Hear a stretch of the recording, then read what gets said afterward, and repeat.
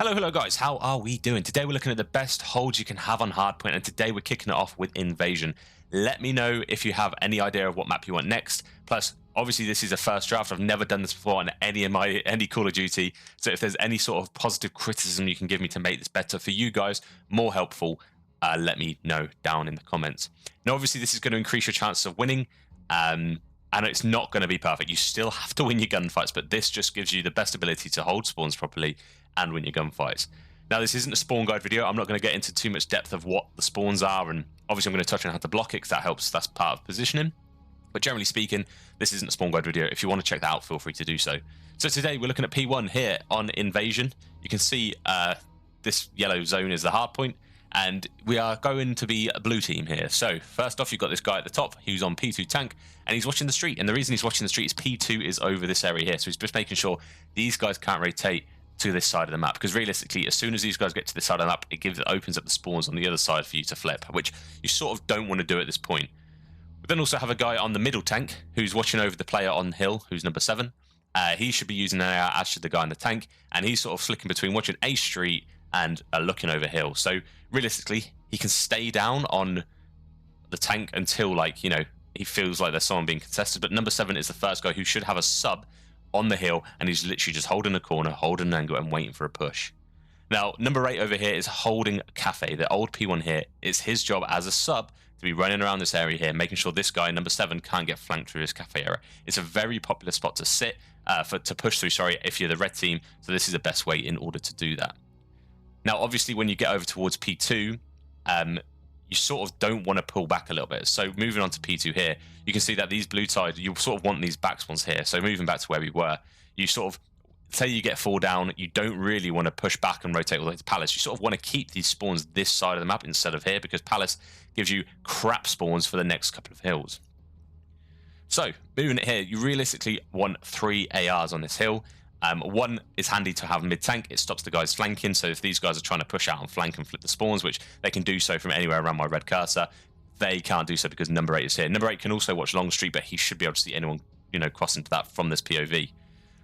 Number 6 has maintaining the tank control, so all he has to do literally when these guys start to flip to Callus, he just sits on the tank the other side and looks over, and he's watching this main long area here. Now, this is where the main source of infiltration is going to come. This guy, number 8, just can't die. He's got to have a trophy at his feet and ask for help if needs be. So number 5 is also watching this cross, as is number 7. He's playing as an SMG. He can watch this close cross as a sub and win his gunfights here. So this is probably the only sub you need on this hill, pushed up a little bit further to ice scream, just to cut off the flank, if in case, you know, cut off the pinch if anyone else decides to push this side here.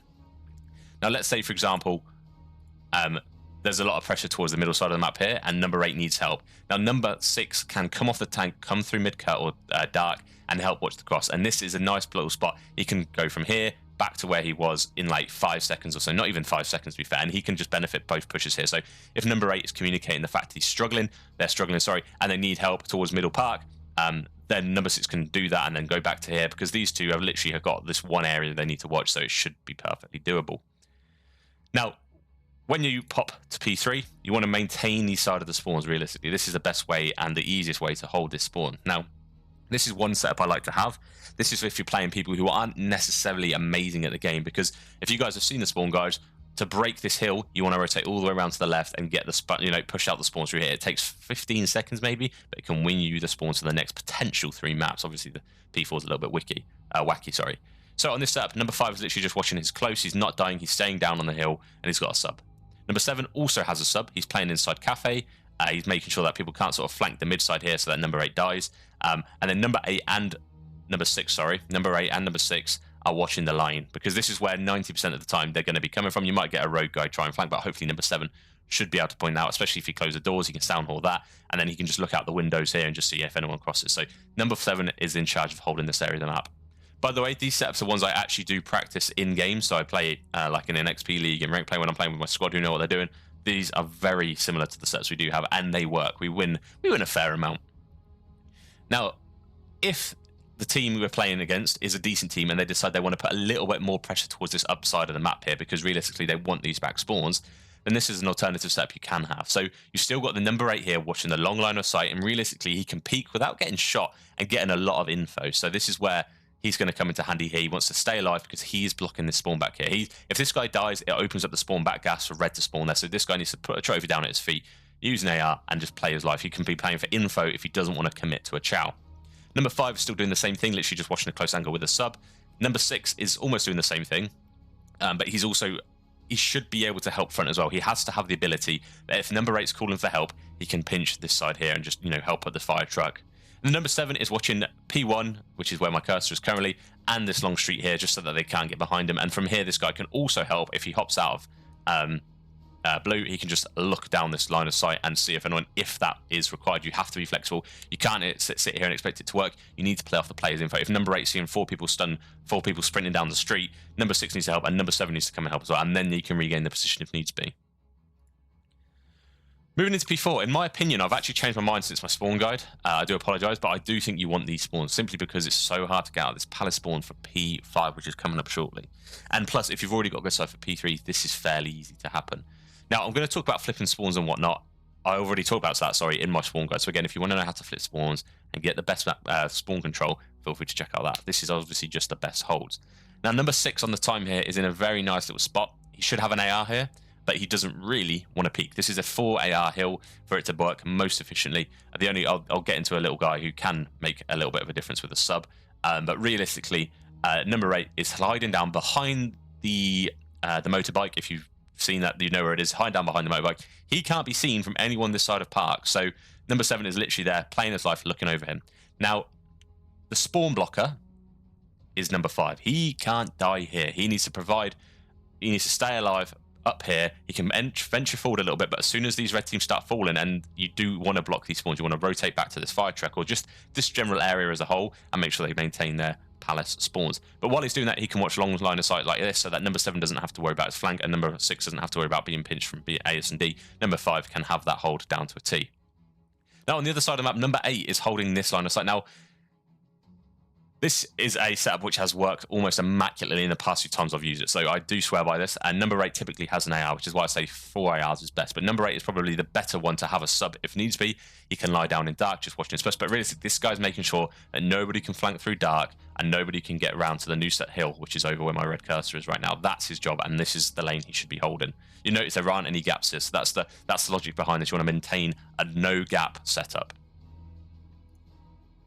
Now, if number 7 explains that he requires a little bit of help towards the front, let's say the red team here push up the front a little bit and they're just bombarding him with nades or stuns and stuff, number 8 can actually rotate from where he was at the tank and help front as well. There's a heady here, there's a bin, he can literally just stay down and watch the cross to number 6 here. Number 6 can actually lay down and see dark from here, so number 6 then turns around and watches the pinch. He is a little bit open from this, because if number 4 ends up channeling this, like so, looking down here, and then he might check this motorbike here, but realistically he's not going to.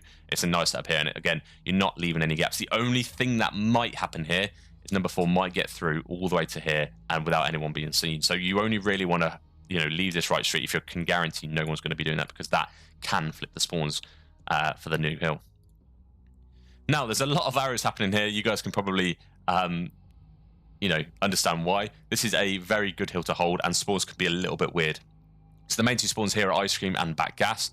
Now, Back Gas really isn't blockable unless you're, the very left-hand side of this top roof is what I found out recently, or this tank side. That's literally spawn in the gas station. So sometimes if they go 3 or more down, they can spawn here. So that's why number 8 is watching this. So number 8's on the hill. There's a pillar next to the truck where you can lie down behind or just sit behind, crouched, and he can watch the flank from this way and this way. So if you feel like it's a little bit quiet on the front side of things, you can literally just look at this car park, because realistically, if they spawn gas, that's where they're going to run to. Now, number 6's job, Top Gas, is to semi-block the spawns. Now, he's not hard blocking it because they can spawn here if they get 3 down, but realistically, if you're getting one or 2 kills at a time, they're getting traded out or whatnot, you should be fine here. But number 8 is watching both the mid-street to see if anyone spawns Ice Cream and then runs across. I mean, he might be open from there, anyone rotating all the way around here, but that's unlikely to happen. I've not really seen that too much. That might be a clutch play, to be fair. But he's also helping out in DVD as well, so if anyone's pushing through DVD, this guy's got the front. Then you have number 5. By the way, number 8 and number 6 should be ARs in this situation. Number 5, also an AR here. This is why Invasion is such a hated map, because subs can't really get going too much. So number 5, sorry, is top blue, and he's literally watching the long lane and DVD. and he's just providing that he doesn't really want to die. He wants to just try and play his life as much as possible, because you have number 7 here. This guy can live ping, he can call out all he wants as long as he doesn't die, because number 7 is sitting in this nice little creddy corner waiting for them to come around. You also get an intel if anyone goes DVD, so these guys can literally just be watching their main LOS. So this guy can be watching mid, this guy top can be watching street, until number 7 explains that there's someone in DVD, in which case these guys can, you know, pop around and see what they want to watch. But realistically, this is a lovely setup. You don't want to sit stagnant at the hill. You want someone pushed up like number 7 to do this. Ideally has a sub. He has a sub because these are close range angles. He can then dip and play his life in treehouse here. He can dump out the windows, hop around. He needs to be mobile. He needs to be able to ADS quickly and shoot quickly at close range. That's actually going to do it for today's video. So that will benefit hopefully some of you. Again, if you have any constructive criticism or feedback, feel free to let me know down in the comments, because as I say, this is my first time doing something like this. Obviously, as another disclaimer, it doesn't cover all possibilities. Obviously, there are things that might fail in this. For example, you might lose a gunfight, but that's what you need to work on. You need to win the gunfight. But realistically, if you're a good team, you've got solid shots, and you communicate effectively, these setups should work perfectly. That's going to do for me. Catch you in the next one. Ciao for now.